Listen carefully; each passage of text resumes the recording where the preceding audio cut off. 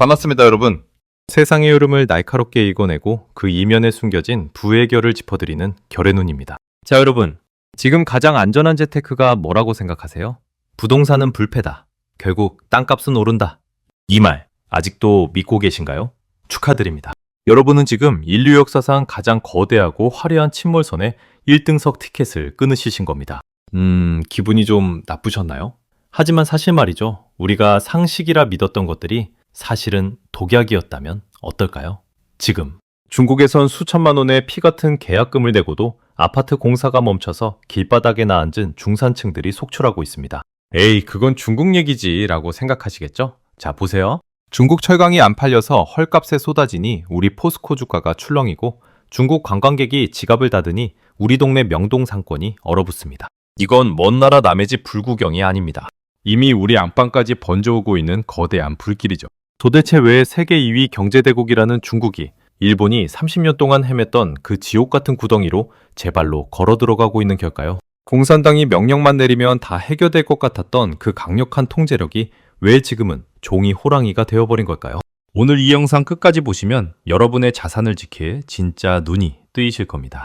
자, 그럼 중국 경제의 화려한 장례식, 그 뒤에 숨겨진 잔혹한 진실을 하나씩 뜯어보겠습니다. 시작하기 전에 이런 고급 정보 놓치지 않으려면 구독과 좋아요는 필수겠죠? 지금 바로 누르고 집중해보세요. 자, 여러분. 지금 중국의 풍경을 한 문장으로 정의하면 멈춰버린 타오 크레인의 숲입니다. 단순히 공사가 지연되는 수준이 아니에요. 중국어로 란웨이로, 꼬리가 썩어 문드러진 건물이라는 말이 신조어가 될 정도입니다. 쉽게 설명해 드릴게요. 여러분이 평생 모은 돈에 연끌 대출까지 합쳐서 5억 원을 내고 아파트를 분양받았다고 칩시다. 그런데 어느 날 공사 현장에 가보니 인부들은 다 철수했고 잡초만 무성해요. 건설사는 배를 째라고 합니다. 그런데 더 기가 막힌 건 뭔지 아세요? 집은 없는데 은행 대출 이자는 매달 꼬박꼬박 빠져나간다는 겁니다. 이게 지금 중국 수백만 가구가 처한 현실입니다. 사실 말이죠. 이게 중소건설사 몇 개 망하고 끝날 일이었으면 국가가 막았겠죠. 그런데 이번엔 다릅니다. 중국 부동산의 상징이자 국가가 뒤를 봐주던 1등 우량기업 망커마저 부도 위기설에 휩싸였거든요. 우리나라로 치면 삼성물산이나 현대건설이 우리네이 망할지도 몰라 라고 고백한 것과 같습니다. 왜 이게 무서운 걸까요? 중국 경제 구조를 뜯어보면 답이 나옵니다. 중국인들 자산의 70% 이상이 부동산에 묶여 있어요. 우리나라도 부동산 비중이 높지만 중국은 그 정도가 광적입니다. 집값이 떨어지면 내 전 재산이 증발하는 건데 어느 누가 소비를 하겠습니까? 식당 안 가고 옷 안 사고 가전제품 안 바꿉니다. 이 소비의 실종이 중국이라는 거대 공장의 엔진을 멈춰 세우고 있는 겁니다. 자, 여기서 우리는 30년 전 일본의 유령을 소환해야 합니다. 1980년대의 일본? 진짜 화려했습니다. 도쿄의 황궁부지 하나만 팔면 미국 캘리포니아 전체를 산다는 말이 농담이 아니었으니까요. 니케이 지수는 38,000포인트를 뚫고 하늘로 날아갔습니다. 그런데 1990년 그 거대한 풍선이 바늘 하나에 찔려 터져버렸죠. 여기서 여러분이 반드시 알아야 할 개념이 나옵니다. 바로 경제학자 리처드 쿠가 정의한 대차대조표 불황, 발란스쉿 리세션입니다. 용어가 좀 딱딱하죠? 아주 쉽게 비유해 드릴게요. 자, 보세요. 여러분이 3억 원을 빌려서 3억짜리 집을 샀습니다. 내 자산은 3억, 빚도 3억이죠. 그런데 버블이 터져서 집값이 1억으로 폭락했어요. 내 자산은 1억인데 은행에 갚아야 할 빚은 여전히 3억입니다. 내 몸값보다 빚이 더 큰 깡통 상태가 된 거죠. 이때 사람들은 본능적으로 어떤 행동을 할까요? 금리가 0%라고 해서 돈을 더 빌려 사업을 할까요? 아니면 명품백을 살까요? 절대 아니죠. 안 먹고 안 입으면서 무조건 빚부터 갚으려고 혈안이 됩니다. 나만 그러는 게 아니라 나라 전체 수천만 명이 동시에 빚 갚기에만 매달리는 거예요. 자, 보세요. 경제라는 건 누군가의 지출이 누군가의 수입이 되는 구조입니다. 그런데 전 국민이 돈을 안 쓰고 빚만 갚으면 시장에 돈이 씨가 마르겠죠. 중앙은행이 아무리 돈을 풀어도 그 돈은 전부 은행빚 갚는 구멍으로 빨려 들어가 사라집니다. 이걸 유동성 함정이라고 하죠. 일본이 이 늪에 빠져서 30년 동안 허우적거린 겁니다. 그런데 소름 돋는 사실 하나 알려드릴까요? 최근 데이터를 보면 2024년 7월 중국 시중은행의 신규 대출액이 상환액보다 적어졌습니다. 무려 20년 만에 처음 있는 일이에요. 중국인들이 꿈을 포기하고 빚갚기 모드로 들어갔다는 완벽한 증거입니다. 중국판 잃어버린 30년이 이미 시작됐다는 신호탄이죠. 자, 그런데 여기서 진짜 소름 돋는 포인트가 있습니다. 중국은 일본보다 구조적으로 훨씬 더 최악의 조건을 가지고 있거든요. 왜 전문가들이 중국의 침체가 일본보다 훨씬 더 지독하고 길 것이라고 경고하는지 그 시한폭탄의 실체를 적나라하게 뜯어드리겠습니다. 딱 집중하세요. 자, 첫 번째 폭탄은 체급의 차이입니다. 여러분, 일본이 망할 때 부동산이 경제에서 차지하는 비중이 얼마였는지 아세요? 약 15%에서 18%였습니다. 이것도 당시엔 미쳤다 소리 들을 정도로 높았거든요. 그런데 지금 중국은 어떻습니까? 하버드대 케네스 로고 부교수의 분석을 보면 부동산과 그 연관 산업을 싹 긁어 모았을 때 중국 GDP의 25%에서 최대 33%를 차지합니다. 쉽게 비유해 볼까요? 우리 몸의 장기 중 하나가 비정상적으로 커져서 전체의 3분의 1을 차지하고 있는 셈이에요. 이 장기가 고장나면 몸 전체가 멈추는 건 시간 문제죠. 자, 보세요. 우리나라 경제에서 반도체가 수출의 20%를 담당한다고 해도 나라 전체가 삼성전자 입만 바라보잖아요. 중국은 그 반도체보다 훨씬 거대한 덩치로 부동산이 전체 경제를 떠받치고 있었던 겁니다. 그런데 이 덩치가 무너지면 어떤 일이 벌어질까요? 건설사가 망하면 끝인가요? 아니죠. 아파트 공사가 멈추면 그 안에 들어갈 철강, 시멘트, 유리 공장이 줄줄이 멈춥니다. 그뿐인가요? 새 집에 들어갈 냉장고, 세탁기, 소파를 만드는 가정가구 업체들도 재고가 쌓여서 비명을 지릅니다. 실제로 지금 중국 철강 기업들이 자국에서 소화를 못하니까 그 물량을 해외로 헐값에 덤핑치고 있어요. 이게 전 세계 철강 가격을 박살내고 우리 포스코 같은 기업들이 직격탄을 맞는 진짜 이유입니다. 남의 나라 집값이 여러분의 주식 계좌를 실시간으로 갉아먹고 있는 거예요. 자, 여기서 일본에는 아예 없었던 중국만의 결정적 시한폭탄이 나옵니다. 바로 지방정부의 생존 방식이에요. 한국이나 일본은 시민들에게 세금을 걷어서 운영하죠. 그런데 중국은 땅이 전부 국가 소유잖아요. 그래서 지방정부가 건설사한테 토지 사용권을 팔아서 그 돈으로 공무원 월급 주고 도로도 깔았습니다. 2021년 호황기 때는 지방정부 수입의 38%가 순수하게 땅판 돈이었습니다. 그런데 지금 보세요. 집이 안 팔리니까 건설사들이 땅을 안 삽니다. 2025년 중국 통계를 보면 토지 매각 수입이 고점 대비 무려 52.3%나 폭락했습니다. 지갑의 절반이 통째로 날아간 거예요. 그러니까 지금 중국 소도시에서는 공무원 월급이 몇 달씩 밀리고 가로등 켤 돈이 없다는 말이 나오는 겁니다. 더 소름 돋는 건 이들이 숨겨놓은 빚입니다. AGFB, 지방정부 자금조달기구라는 유령회사를 세워서 인프라 공사한다고 빚을 어마어마하게 냈거든요. 그 규모가 자그마치 하나로 2경 6,180조 원입니다. 중국 GDP의 절반을 훌쩍 넘죠. 땅은 안 팔리고 이자는 갚아야 하는데 돈이 아예 없습니다. 최근 20조 원짜리 대형 개발사가 고작 8억 원을 못 갚아서 부도가 났다는 뉴스가 있었죠.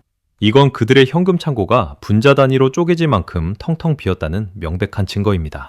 어쩌면 앞에 부동산 문제보다 이 부분이 훨씬 더 잔인할지도 모릅니다. 일본은 1990년 거품이 터졌을 때 그래도 인구는 계속 늘고 있었습니다.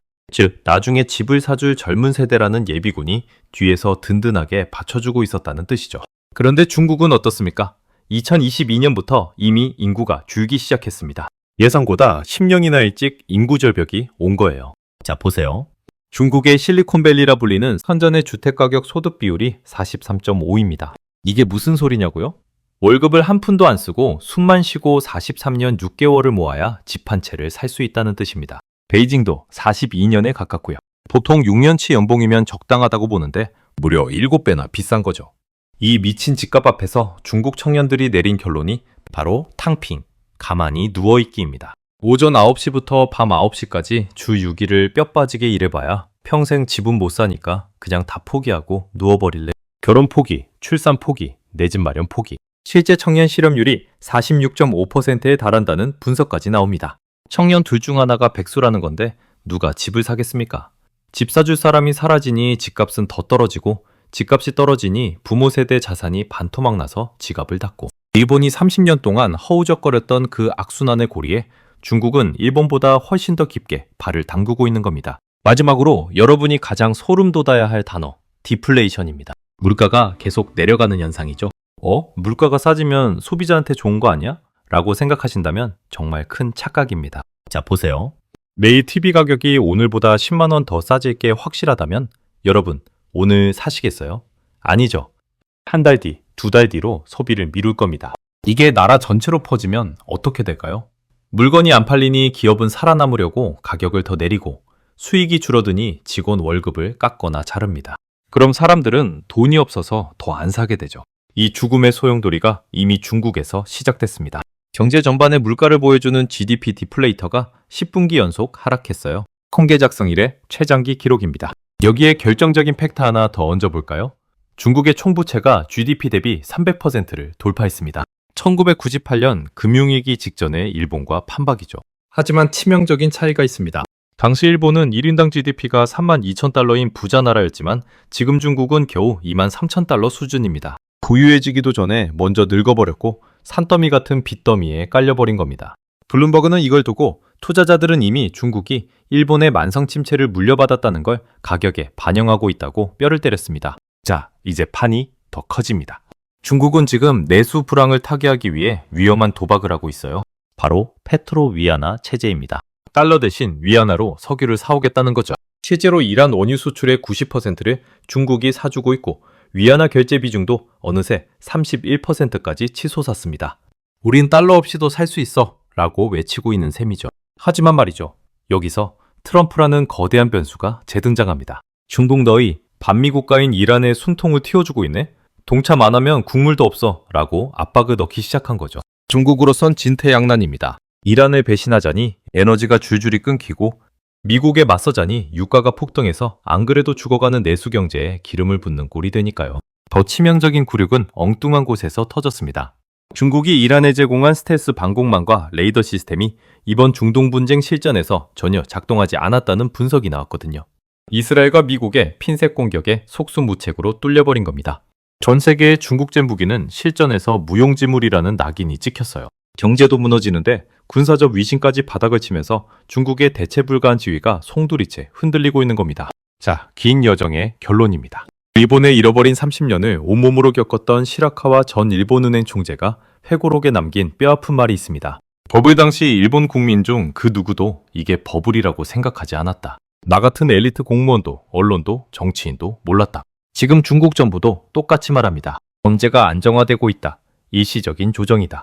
하지만 자 보세요. 부동산이 나라 경제의 3분의 1인데 지방정부는 파산 직전이고 청년 둘 중 하나는 백수인데 물가는 10분기 연속 곤두박질 치고 있습니다. 과거 일본은 이 네 가지 최악의 조건 중 단 하나도 중국만큼 심각하지 않았습니다. 그런데 중국은 이 폭탄들이 한꺼번에 터진 거예요. 전문가들이 일본보다 훨씬 더 지독한 장기 침체가 올 것이라고 확신하는 이유가 바로 이겁니다. 역사는 늘 이번엔 다르다는 인간의 착각을 비웃으며 반복됩니다. 1990년 일본인들은 그냥 살다가 나중에야 그때가 시작이었구나를 알았습니다. 하지만 여러분은 다릅니다. 여러분은 지금 그 시작점을 라이브로 지켜보고 계신 겁니다. 우리가 거대한 역사의 흐름을 막을 수는 없지만 그 흐름을 이해한 사람과 모르는 사람의 미래는 완전히 달라질 겁니다.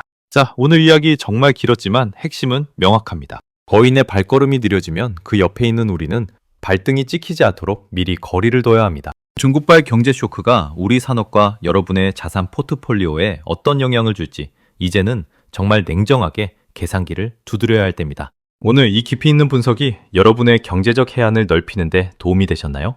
사실 말이죠. 위기는 곧 기회이기도 합니다. 모두가 공포에 질려 누워있을 때 팩트를 쥐고 움직이는 사람이 다음 30년의 주인공이 됩니다. 여러분의 소중한 자산을 지킬 진짜 정보. 앞으로도 제가 밤새 리서치해서 다 가져오겠습니다. 오늘 내용이 도움되셨다면 구독과 좋아요 꼭 눌러주시고 궁금한 종목이나 경제 이슈는 댓글로 남겨주세요. 우리 다 같이 부자 되는 그날까지 정제의 흐름을 꿰뚫어보는 결의 눈이 여러분과 함께하겠습니다. 시청해주셔서 감사합니다. 다음 영상에서 뵙겠습니다.